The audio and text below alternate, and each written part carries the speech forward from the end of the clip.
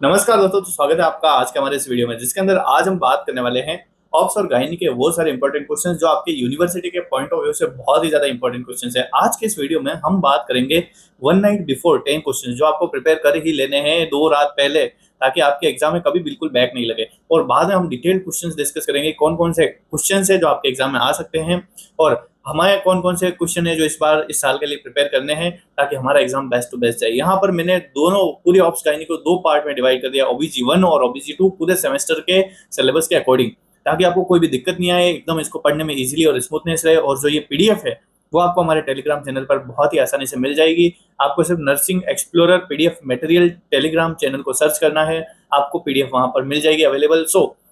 चलिए आज हम डिस्कस करते हैं ऑप्स और गायनी के वो सारे इंपॉर्टेंट क्वेश्चन जो हमारे एग्जाम के पॉइंट ऑफ व्यू से इंपॉर्टेंट रहने वाले हैं। यहाँ पर पहले मैं टॉप 10 क्वेश्चन है जिसको मैं बाद में डिस्कस करूंगा, और इन 10 क्वेश्चन से पहले हम यूनिट वाइज थोड़े से इंपॉर्टेंट क्वेश्चंस की डिस्कस कर लेते हैं, ताकि हमारा एग्जाम है वो आसान रहे। क्योंकि हम क्या करते हैं कि शुरू से एंड तक पढ़ते हैं ना, तो हमेशा हमारा यही तरीका रहा है कि हम यूनिट वाइज चलते हैं और हम देखते हैं कि कौन सा क्वेश्चन है जो इस बार आने की चांसेस रहती है। यहाँ पर मैंने टॉपिक और उसके अंदर जो सब टॉपिक्स आते हैं उन सबको भी यहाँ तक डिस्कस कर लिया है। ये थोड़ा सा आसान तरीका है। अब देखो, सबसे जो फर्स्ट यूनिट है वो है सिर्फ और सिर्फ इंट्रोडक्शन टू मिडवाइफरी और ऑप्स नर्सिंग। इस सिर्फ फर्स्ट यूनिट में हालांकि कोई खास सवाल नहीं होता जो आपकी यूनिवर्सिटी में आते हैं। कुछ सवाल जो बनते हैं जैसे ट्रेंड इन मैटरनल हेल्थ केयर, जो अभी की ट्रेंड है वो एक होता है ट्रेंड एथिक्स और लीगल प्रोविजंस इन मिडवाइफरी। ये है थोड़ा बहुत इंपॉर्टेंट, बहुत बहुत बहुत ही लेस इंपॉर्टेंट यूनिट है। यानी कि अगर आप एज इट लास्ट टाइम में फर्स्ट यूनिट नहीं पढ़ते हो, या फिर सिर्फ और सिर्फ इसका ये एक क्वेश्चन पढ़ लेते हो कि ट्रेंड्स क्या है और अभी क्या क्या एथिक्स चल रहे हैं, तो भी आपका काम हो जाएगा। यानी कि फर्स्ट यूनिट नहीं पढ़ो तो भी काम चल जाए। सेकंड यूनिट है वो भी बहुत बहुत बहुत ज्यादा इंपॉर्टेंट नहीं है, ठीक है। सेकंड यूनिट एक्चुअल में है एनाटॉमी और physiology of reproductive system and conception. इसके अंदर क्या होता है, फीमेल पेल्विस के बारे में पूछ लेते हैं, तो कई बार एक छोटा सा शॉर्ट नोट्स है वो फीमेल पेल्विस के बारे में पूछ सकते हैं। तो शॉर्ट नोट्स यहाँ पर तैयार कर लेना आपको, है ना। फीमेल पेल्विस के बारे में मोस्ट फ्रिक्वेंटली पूछा जाने वाला सवाल है, ठीक है। देन आते हैं फीटल स्कल्स के बारे में, जो कभी कभी पूछ लेते हैं, नहीं तो नहीं पूछते, तो बहुत ज्यादा कुछ इंपॉर्टेंट खास नहीं है। बस एंटीरियर फॉन्टेनल और पोस्टीरियर फॉन्टेनल्स, इसको आप पढ़ लेना। ये है जो आपके एमसीक्यू के पॉइंट ऑफ व्यू से थोड़ा इंपॉर्टेंट है। बाकी इसमें अगर आप कुछ भी नहीं पढ़ोगे तो भी चलेगा। देन आगे चलते हैं। यहाँ पर एक क्वेश्चन है फिटल सर्कुलेशन और प्लेसेंटल फिजियोलॉजी। यहाँ पर एक श्योर क्वेश्चन आता है प्लेसेंटल फिजियोलॉजी, प्लेसेंटा से रिलेटेड, प्लेसेंटा एंड इसकी स्ट्रक्चर क्या होती है, ठीक है। इसके फंक्शन क्या होते हैं, कौन कौन से हार्मोन होते हैं जो प्लेसेंटा से रिलीज होते हैं। यहाँ पर ये वाला जो क्वेश्चन है, अगर आप इसको देखोगे ध्यान से, तो मैंने बहुत ही अच्छे तरीके से डिटेल इसका लिख रखा है कि डिस्क्राइब द स्ट्रक्चर फंक्शन किसके, प्लेसेंटा के, and endocrinal hormones of the placenta, है ना। This question is very much important from this unit, है ना। ओके, देन अगली चलते हैं थर्ड यूनिट में। थर्ड यूनिट में एक्चुअल में क्या है, देखो आप ओबीसी को भी देखोगे तो वो भी एकदम सिस्टमेटिक तरीके से चालू हो रही है। पहले आपको मदर के बारे में बताएगी, देन जो शुरू के इवेंट है उससे लगा करके एंड तक चलेगी। थर्ड यूनिट में है assessment and management of normal pregnancy, यानी कि जो एंटीनेटल चीजें हैं उसके बारे में। अब यहाँ पर एक सवाल बनता है maternal physiological adaptation and diagnosis of pregnancy. यहाँ डायग्नोसिस ऑफ प्रेगनेंसी में थोड़ा सा इंपॉर्टेंस है, लेकिन यहाँ पर साथ ही साथ बराबर इंपॉर्टेंट है ये फिजियोलॉजिकल एडेप्टेशन क्या क्या है, क्या क्या फिजियोलॉजिकल चेंज है जो मैटरनल बॉडी में आते हैं during the pregnancy. This is very very important. यहाँ पर एक सवाल है जो आपको ध्यान रखना है, बहुत इंपॉर्टेंट है, प्री एजम्पटिव, प्रोबेबल और positive sign of pregnancy trimester wise. This is very very very important, okay. And MCQ के पॉइंट ऑफ व्यू से Naegele's rule is very very very important, जो ईडीडी या एक्सपेक्टेड डिलीवरी डेट कैलकुलेट करने का होता है। Then आगे एक बड़ा सवाल आ सकता है श्योर शॉर्ट या इंपॉर्टेंट एंटीनेटल केयर के बारे में, छोटा सा शॉर्ट नोट्स कि क्या क्या एंटीनेटल केयर में कितने विजिट्स है वो सब, ठीक है। तो ये है एंटीनेटल केयर जो आपको पढ़ लेना है। देन एक बहुत ही अच्छा सवाल है असेसमेंट ऑफ फीटल वेलबींग। अगर ये आपके एग्जाम आया तो थोड़ा बहुत ही कम ऐसे बच्चे होंगे जो इसको अच्छे से कर पाएंगे, क्योंकि इसमें 2-3 टेस्ट आते हैं, biophysical profile, NST, non stress test, ठीक है, एक डेली फीटल मोमेंट काउंट।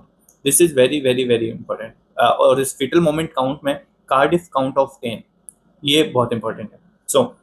छोटे सवाल 3, 4, 5, 10 लाइन के सवाल के हिसाब से ये वाला पोर्शन बहुत इंपॉर्टेंट है। इसमें अच्छे से इन सब की डेफिनेशन देख लेना है ना, बायोफिजिकल स्कोर, एनएसटी, डीएफएमसी, इन सब की डिटेल है, लाइक डेफिनेशन हो गया, ये कैसे करते हैं वो सब देखना है आपको।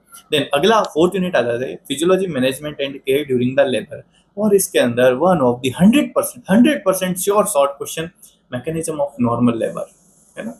Mechanism of normal labour, this is very very, जिसमें 8 cardinal moment in of labour, this is very very very very very very important, बहुत सारा important definition of normal labour, very very very very important, describe the 4 stage of labour, very very very very important, है ना। Describe the 4 stage में हमें definitions लिखनी पड़ती है। Then अगला एक सवाल, most critical, most important, most very very very very important, AMTS, active management of third stage of labour, बहुत ही ज्यादा इंपॉर्टेंट, बहुत ही ज्यादा इंपॉर्टेंट।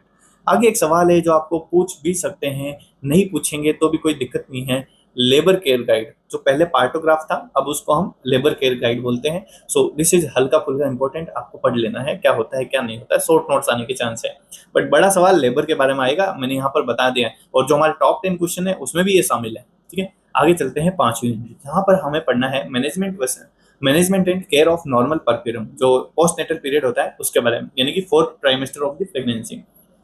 यहाँ से लगभग एक कोर क्वेश्चन है, बहुत इंपॉर्टेंट क्वेश्चन है, परक्यूरियम क्या होता है और लैक्टेशन क्या होता है इसके बारे में। इसमें भी सबसे ज्यादा इंपॉर्टेंट है परक्यूरियम, ये लगभग 99% सवाल आता है। देन इसमें एक छोटा सब टॉपिक बनता है लोकिया, जो आपके एमसीक्यू या बहुत शॉर्ट आंसर के पॉइंट ऑफ व्यू से बहुत ज्यादा इंपॉर्टेंट है, तो ये लोकिया के बारे में बहुत बहुत बहुत अच्छे से पढ़ लेना, ठीक है। और एक छोटा सा शॉर्ट नोट से जो कई बार पूछा गया है, पोस्ट नेटल बेबी ब्लू, है ना, या पोस्ट नेटल डिप्रेशन या पोस्ट पार्टम डिप्रेशन जो होता है, वेरी वेरी इंपॉर्टेंट। सो ये है यहाँ से इंपॉर्टेंट, आपको ये पढ़ लेना है, ठीक है। और जब भी ध्यान रखना, परप्यूरियम पढ़ो तो इन्वोल्यूशन ऑफ यूटेरस क्या होता है इसके बारे में जरूर जान लेना, क्योंकि ये इसका सबसे इंपॉर्टेंट पार्ट है। देन अगली आती है 6th यूनिट। 6th यूनिट कहीं ना कहीं पीडिया से मैच करती है, जिसमें वापस से वही आ जाएगा जो आपने पीडिया में सब पढ़ा था, essential care of newborn and resuscitation, जिसमें आपको सिर्फ और सिर्फ इसको रिव्यू करना है, बहुत ही ज्यादा कुछ नहीं पढ़ना है, हल्का फुल्का आप अगर जैसे एसेंशियल केयर ऑफ न्यूबॉर्न पढ़ लिया तो भी काम हो जाएगा, इतना ज्यादा सवाल नहीं आता है, ठीक है। बस हाँ, ये कंगारू मदर केयर के बारे में वापस देख लेना, ये थोड़ा सा इंपॉर्टेंट है। अबगार स्कोरिंग सिस्टम हल्का सा देख लेना, इंपॉर्टेंट है, बाकी इसको थोड़ा सा रिवाइज ही करना आपको। देन एक अगला श्योर क्वेश्चन कंट्रासेप्टिव मेथड, जो फैमिली प्लानिंग है भाई, family planning very very very very important है ना, very very important, very very important. और इसमें एक पोस्ट पार्टम IUCD का short notes, very very very very important है ना। देन आगे Chhaya centchroman, very very very very important है ना। एक अभी नया जो आया है डंपा इंजेक्शन, उसका very very very very important है ना, जो सयाना प्रेस करके आया है वो वेरी वेरी इंपॉर्टेंट। अगला देखते हैं, देखो यहाँ पर ये जो सारा OBG1 का पार्ट है लगभग हो गया है, ठीक है। अब सेकंड पार्ट की तरफ चलेंगे, पर उससे पहले यहाँ से जो टॉप 10 क्वेश्चन हमारे बने हैं वो देख लेते हैं। यहाँ पर देखो हमने कुछ ना जो रिपीटेड डेफिनेशन है वो भी मैंने यहाँ पर ऐड किया, ताकि सेमेस्टर वालों को बहुत आसानी हो जाए भाई। मैंने ये सारा कंटेंट इसलिए प्रिपेयर किया है ताकि थोड़ी सी ये PDF क्रिटिकल आपको लगेगी, बट जब आप इसको ये वीडियो देख के समझोगे ना बहुत आसान हो जाएगी। यहाँ पर ये डेफिनेशन है गाइस, ये देखिए यहाँ पर जैसे लोकिया की डेफिनेशन है, ठीक है, क्विकनिंग और लाइटनिंग की डेफिनेशन है, एपिजियोटोमी की डेफिनेशन है, कंगारू मदर केयर की डेफिनेशन है ना, और गुडेल और हेगार साइन क्या होते हैं, नेग्लिज रूल क्या होता है, अबगार स्कोर क्या होता है, ठीक है, कोइलवेयर यूट्रस और बेंडल्स रिंग क्या होती है, ठीक है, मैटरनल डेथ ऑडिट ये छाया क्या है, ठीक है, कोड प्रोलैप्स क्या होता है और कोड प्रेजेंटेशन, इनमें क्या फर्क होता है। तो ये सारे जो चीजें हैं इनकी डेफिनेशन याद कर लेना, ये आपके भाई शॉर्ट नोट्स में आने के बहुत चांस है, इसलिए मैंने यहाँ पर डाली है। सो टॉपर्स क्या करते हैं उनके कुछ तरीके देख लो, क्योंकि लास्ट टाइम में क्या होता है कि भाई आप चलो एवरेज स्टूडेंट हो या आप बैक बेंचर हो, फिर भी आपको तरीके आने चाहिए कि हमको कैसे लिखना है, फिर आपको ये नहीं रहेगा कि एग्जाम में आप ढंग से लिख नहीं पाए। सो देखो सबसे पहले आपको हमेशा हर चीज की डेफिनेशन लिखनी है, ठीक है, देन उसकी मैकेनिज्म लिखनी है, अगर एनएफई जो है तो वो लिख सकते हो, डायग्नोसिस या असेसमेंट वाली टेबल्स लिखनी है, ठीक है, एनसीपी नर्सिंग प्रोसेस टेबल है वो देखो इस फॉर्म में लिखनी है, ठीक है, फार्माकोलॉजी और हेल्थ एजुकेशन है, हेल्थ एजुकेशन जरूर ऐड करना है, ठीक है। अब देखो इस तरीके से फ्लो चार्ट बनाया करो, देखो जब मैकेनिज्म ऑफ लेबर आप पढ़ोगे तो अगर आप ऐसा फ्लो चार्ट बना के आते हो तो भैया बहुत बहुत बहुत अच्छे नंबर मिलते हैं। तो मैंने यहाँ पर एक फ्लो चार्ट है वो अपनी तरफ से ड्रॉ करके भी बता दिया है कि आपको इस तरीके के फ्लो चार्ट बनाने हैं, ठीक है। अब जैसे ये जो active management of third stage of labour है, इसको अगर आप ऐसे बड़े से एक पूरे पेजेस पे आपने इसको ऐसे समझा दिया ना भाई, एग्जामिनर फिदा ही हो जाना है, बहुत ही अच्छे नंबर देगा, बहुत ही अच्छे नंबर देगा तुम्हें, मतलब तुम टॉप करोगे भाई ओबीसी में, ठीक है। तो ये थोड़े से जो टिप्स हैं उसको भी देख लेना। हमेशा क्या होता है कि जो ओबीसी पढ़ते हो तब तक आप क्या नॉर्सेट की तैयारी चालू कर देते हो, तो उस समय आपको थोड़े फैक्ट ज्ञान हो जाता है, थोड़ा एमसीक्यूज का ज्ञान हो जाता है, तो जो आपको छोटे मोटे प्रो क्वेश्चन याद हैं उनको ना बादल बना के लिख दिया करो। जैसे आपको कहीं याद है लक्ष्य के बारे में याद है, कहीं आपको लक्ष्य के बारे में याद है तो वो देख लिया करो, ठीक है, कहीं ट्रू पैलिस है इसकी डेफिनेशन है तो ये सब चीजें हैं, उनको ध्यान रखा करो कि जो भी आपको एक्स्ट्रा कुछ आता है जो आपको लगता है कि भाई नॉर्सेट के हिसाब से इंपॉर्टेंट था, उसको आप अलग से मेंशन कर दिया करो। बहुत ही अच्छा लगता है छोटे से किसी ऐसे ही जगह। अब देखो इस जो ओबीजी 1 पार्ट है उसमें टॉप 10 क्वेश्चन कौन से हैं वो मैं यहाँ पर आपको बता देता हूँ। सबसे टॉप 10 क्वेश्चन में फर्स्ट है अपना मैकेनिज्म ऑफ लेबर, जो लगभग लगभग श्योर क्वेश्चन है। देन मैटरनल फिजियोलॉजी या चेंजेस इन प्रेगनेंसी, है ना। Then AMTSL, then labour care guide के बारे में आपको पढ़ लेना है, ठीक है। फीटल सर्कुलेशन और फीटल स्कल आप पढ़ लेना, बट इतना ज्यादा मैं नहीं बोलूंगा, ठीक है। Essential care of newborn is very important, ठीक है। देन फिजियोलॉजी ऑफ नॉर्मल, ये जो नॉर्मल परप्यूरियम पीरियड है इसके बारे में आपको पढ़ लेना है, ठीक है। और ये जो सारे टेस्ट थे, एनएसटी हो गया, ठीक है, बायोफिजिकल प्रोफाइल हो गया, इनके बारे में पढ़ना और फैमिली प्लानिंग के बारे में पढ़ना है। And the last question from my side is national health programme and trends in midwifery. एक छोटा सा सवाल आपकी फर्स्ट यूनिट से आ जाता है आपके यूनिवर्सिटी एग्जाम में। अब हम चलते हैं गाइस ओबीजी के पार्ट 2 की तरफ, जहां पर हम देखेंगे और सारे इंपॉर्टेंट क्वेश्चन, ठीक है। अब इतना तो आपको समझ में आ ही गया होगा, ये वीडियो देखोगे तो पक्का समझ में आ जाएगा। आगे चलते हैं हम सेकंड पार्ट की तरफ। थोड़ा पानी पी लेते हैं यार।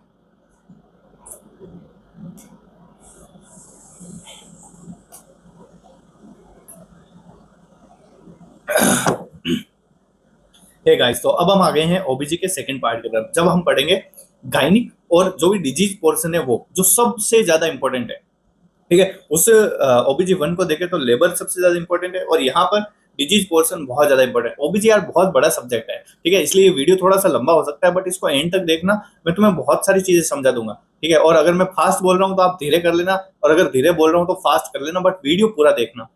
अब यहाँ पर वापस से अपने जो टॉप 10 क्वेश्चन है जो आपके 1 नाइट बिफोर एग्जाम वाले हैं वो आपको पढ़ लेने हैं, बट इससे पहले मैं आपको सारा जो डिटेल सिलेबस है उसको समझा देता हूँ, बाद में आपका ये टॉप 10 क्वेश्चन बहुत इजी रहेगा। अब देखो जो यूनिट 1 है हाई रिस्क प्रेगनेंसी, ये सबसे बड़ी यूनिट है और सबसे इंपॉर्टेंट यूनिट है। 100% श्योर शॉट यहाँ से एक बड़ा सवाल आता है और बहुत ही खतरनाक सवाल आता है जो आपको प्रिपेयर करना ही है। और यहाँ पर जो सबसे पहला क्वेश्चन है वो है pre eclampsia, pregnancy induce hypertension. Very very important यार, कितना इंपॉर्टेंट मैं बोलूं, ठीक है। देन यहाँ पर जो मैग्नीशियम सल्फेट है MgSO4, उसके बारे में शॉर्ट नोट्स तैयार कर लेना, क्योंकि ये जब आप एक्लेम्सिया पढ़ोगे तो उसके अंदर ड्रग ऑफ चॉइस में आता है, ठीक है, सीजर्स के लिए। This is very very very very very important. ये दोनों टॉपिक आपको पूरे आने चाहिए, प्री एक्लेम्सिया और एक्लेम्सिया बहुत ही अच्छे से आने चाहिए भाई। अगर ये नहीं आता है तो मान लीजिए आपने ओबीजी कुछ नहीं पढ़ी। देन आगे चलते हैं, एक और मोस्ट फ्रिक्वेंट पूछे जाने वाला सवाल, प्लेसेंटा प्रिविया और प्लेसेंटा एब्रेक्सियो या एब्रेक्सियो प्लेसेंटा, इन दोनों के अंदर difference. This is very very very very important, बहुत ज्यादा इंपॉर्टेंट, हाईली इंपॉर्टेंट, है ना। इस ओबीजी पार्ट 2 में भाई भर भर के सवाल है जो आते हैं एग्जाम में। देन आगे और चलते हैं, जो छोटे सवाल आते हैं वो यहाँ से आएंगे। या तो आपको पूछेगा एक्टोपिक प्रेगनेंसी या एबॉर्शन या हाइडेटिफॉर्म मोल, और मैं आपको बोलूंगा आपको तैयार करना है हाइडेटिफॉर्म मोल, एच मोल, वेरी वेरी इंपॉर्टेंट। देन आपको तैयार करना है एबॉर्शन, देन आपको तैयार करना है एक्टोपिक प्रेगनेंसी। एबॉर्शन आपके यूनिवर्सिटी एग्जाम में बहुत ज्यादा पूछा जाता है, ठीक है, लेकिन एच मोल भी कम नहीं है भाई, बहुत पूछने वाली डिजीज है, ठीक है। देन आगे चलते हैं, आगे एक सवाल है जो आपको जिंदगी भर याद रहेगा, एनीमिया इन प्रेगनेंसी, क्योंकि ये इतना काम आने वाला है नर्सिंग के फील्ड में। जो एनीमिया मुक्त भारत प्रोग्राम है, इतना हाईलाइटेड टॉपिक है भाई, नॉर्सेट वाला तो भर भर के सवाल देता है। This is one of the most core topic जो आपको ओबीजी से आना ही चाहिए, एनीमिया इन प्रेगनेंसी। आपको कहीं पे भी, चाहे वाइवा हो, कहीं पे भी पूछ सकते हैं, ठीक है। बाकी देखो heart disease in pregnancy not very important, ठीक है। डायबिटीज मेलाइटिस में आपको बहुत ज्यादा कुछ नहीं पूछेंगे, ठीक है। आगे चलते हैं, बाकी डायबिटीज मेलाइटिस पढ़ लेना, गेस्टेशनल डायबिटीज आपको आनी चाहिए, ठीक है, बट इसमें ज्यादा कुछ नहीं है, बस इसकी डेफिनेशन आपको देंगे। देन आगे one of the most most most 100% sure question second unit में से, जो डिस्टोशिया वाली यूनिट है, अबनॉर्मल लेवल वाली यूनिट है, this question is postpartum haemorrhage. पक्का आएगा, लिख के ले लो, आएगा, ठीक है, पोस्टपार्टम हेमरेज। और इसी का एक कॉम्प्लिकेशन होता है कि भाई जब ज्यादा हेमरेज हो जाता है तो शोक में चली जाती है mother. This is very very very very important, most star topic from this unit, postpartum haemorrhage, पक्का आएगा, ठीक है। और इसमें सारे याद कर लेने हैं, 4T क्या होते हैं, ठीक है, सारे याद कर लेना, 4T क्या होते हैं, किस तरीके से हम पीपीएच को मैनेज करेंगे, सब कुछ पढ़ लेना, बहुत आते हैं। देन आगे देखते हैं, आगे कुछ छोटे छोटे टॉपिक है जैसे twin pregnancy, shoulder dystocia, breech presentation, ठीक है, ओपी पोजीशन। इनमें से एक सवाल आता है, but not so much important, बहुत ज्यादा इंपॉर्टेंट नहीं है। मैं आपको यहाँ से बता देता हूँ आप किन किन चीजों को पढ़ लेना। आप जस्ट एक शोल्डर डिस्टोशिया क्या होता है इसको पढ़ लेना, ठीक है, और इसके अंदर जो मैनुअल्स होते हैं ये और ये हेल्प एल्गोरिथम है इसको पढ़ लेना। और यहाँ ब्रीच प्रेजेंटेशन में जो मैनुअर है उनको पढ़ लेना भाई, ठीक है, इनके मैनुअर को पढ़ लेना बहुत इंपॉर्टेंट है, ठीक है, बस इतना बहुत है। ट्विन प्रेगनेंसी पढ़ोगे तो ठीक है, नहीं तो कोई दिक्कत नहीं, चलेगा। अगला है अबनॉर्मल लेबर, प्रोलॉन्ग लेबर और ऑब्स्टेट्रिकल इमरजेंसी। इसमें एक सवाल बता रहा हूँ 100%, जितनी कितनी भी ऑब्स्टेट्रिकल इमरजेंसीज है इसका नाम पढ़ लेना, very very very very important. सबका नाम पढ़ लेना, कौन कौन सी इमरजेंसीज होती है ऑप्स और गायनी के अंदर, वेरी वेरी इंपॉर्टेंट, ठीक है। यहाँ से यही सवाल है जो आपको पूछ सकता है। और इसी इमरजेंसी में एक टॉपिक आता है कॉर्ड प्रोलेप्स, जो यहाँ पर लिखा हुआ है, देख सकते हो, ये वेरी वेरी इंपॉर्टेंट है ना। तो सारा जितने भी ये इमरजेंसी होती है इनके नाम। देन हम चलते हैं अब यूनिट थर्ड, जिसमें है पोस्टनेटल और परप्यूरियल कॉम्प्लिकेशन, जिसमें आपको सिर्फ एक डेफिनेशन पढ़नी है कि परप्यूरियल सेप्सिस क्या होता है, ठीक है। बस इतना सा पढ़ लेना यार, बस इतना सा पढ़ लेना। बाकी मैंने ये जो ब्लूज है, पोस्टपार्टम ब्लू, पोस्टपार्टम डिप्रेशन और परप्यूरियल साइकोसिस, इसको बता ही दिया है, इसका शॉर्ट नोट्स आता है, तो इसके बारे में आपको पढ़ लेना है। यहाँ जो एक डीवीटी वाला क्वेश्चन है वो थोड़ा सा देख लेना कि भाई ये क्या होता है ना, बहुत बहुत बहुत इजी वे में आपको बताऊंगा कि क्या क्या चीजें हैं। देन आती है हाई रिस्क नियोनेट, वही पीडिया को वापस से लेके आ गए हैं। प्रीटर्म की केयर कैसे करनी है, लो बर्थ वेट की केयर कैसे करनी है, क्रिटिकली इल नियोनेट की केयर कैसे करनी है, और इसके अंदर कुछ नहीं, बस आप एक चीज पढ़ लेना, care of low birth weight baby. बाकी बेबी ज्यादा नहीं पढ़ोगे तो भी चलेगा, ठीक है। बाकी आपने ये रेस्पिरेटरी डिस्ट्रेस सिंड्रोम पहले पढ़ा भी होगा, जॉइंटिस वगैरह इतना नहीं पूछते हैं, कई बार आपकी किस्मत ही वाहियात रही तो फिर ये पीडिया के क्वेश्चन पूछ लेंगे।